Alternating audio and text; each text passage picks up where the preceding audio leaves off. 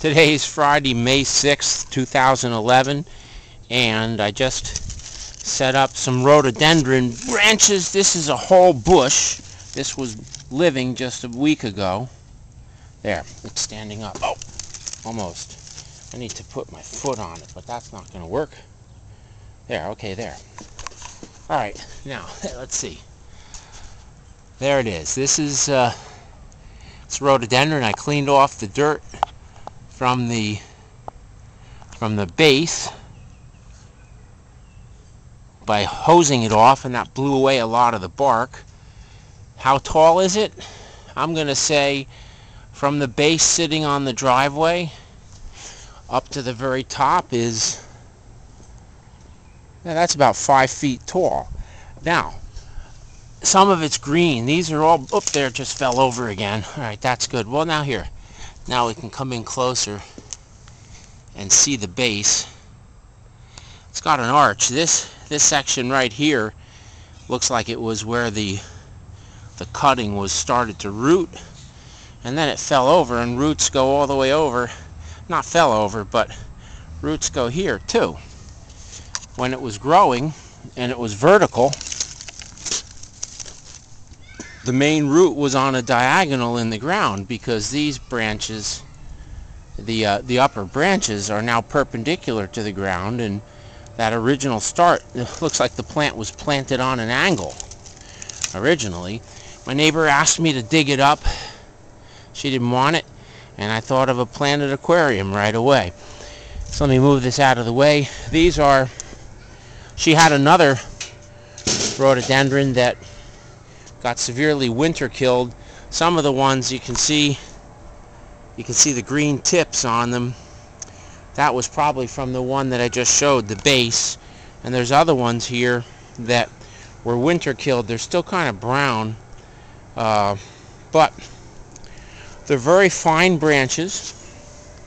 The wood is hard. It's red. It's really nice looking. It's in the same botanical family as manzanita. Manzanita is in the genus Arctostaphylos, and the rhododendron is in the genus Rhododendron.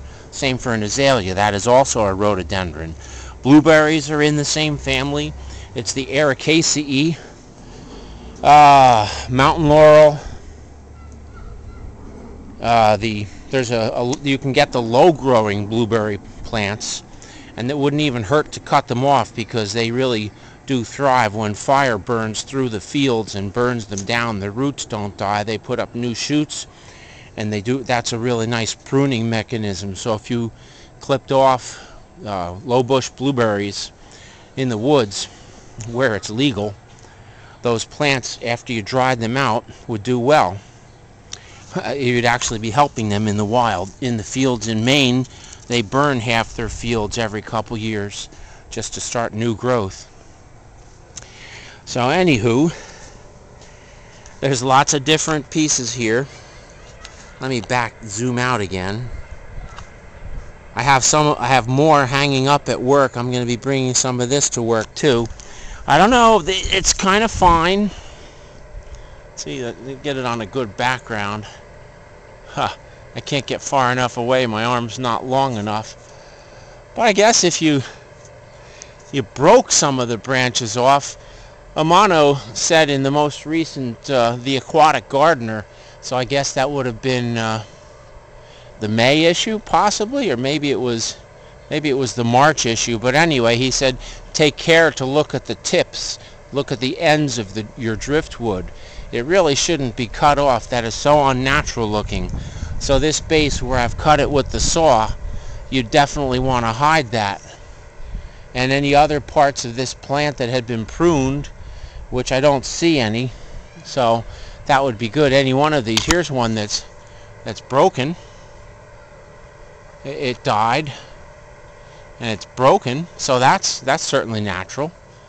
Here's a little piece that was pruned. There's a little section right there that was pruned, so I would actually get in there probably and try to break it so it looked sharp and not smoothly cut. Anyway, this is a video just to see some of the rhododendron. And that's it.